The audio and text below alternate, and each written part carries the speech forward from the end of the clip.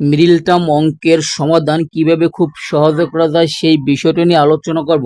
Middle term অঙ্ক করার ক্ষেত্রে তোমাকে প্রথম যে অংশ আছে সেই অংশ হুবহু তুলে দিতে হবে।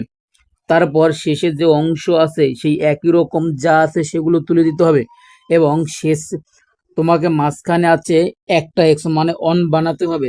তার মানে তোমাকে শেষের যে 12 আছে এই 12 ভাঙিয়ে তোমাকে এমন দুটি সংখ্যা বানাতে হবে যেটি বিয়োগ অথবা যোগ করলে মাঝখানের সংখ্যা হয়। তাহলে মাঝখানে ছিল 1, সেই সংখ্যাটা হয় সেটি তোমাকে খেয়াল রাখতে হবে।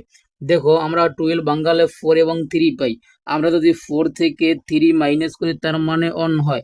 তার মানে তোমাকে 4x থেকে মাইনাস করতে হবে 13x। তারপর প্রথম দুটি অংশ থেকে যা মিল আছে ওটি কমন নিতে হবে। দেখো প্রথম দুটি সংখ্যার সাথে মিল আছে এক্স স্কোয়ার আর এক্স, মানে উভয় অংশে এক্স মিল আছে। আমরা কমন নিলাম এক্স, বাকি থাকে আরেকটা এক্স, তারপর প্লাস, তারপর এক্স এক্স কমন গেছে, বাকি থেকে 4। তারপর এখান থেকে দেখো সংখ্যা এবং সংখ্যা মিলেছে, তার মানে আমরা এই -3 কমন এলাম, বাকি থেকে এক্স, মাইনাস মাইনাস প্লাস 3 দ্বারা যদি আমরা 12 কে ভাগ করি তাহলে হয় 4।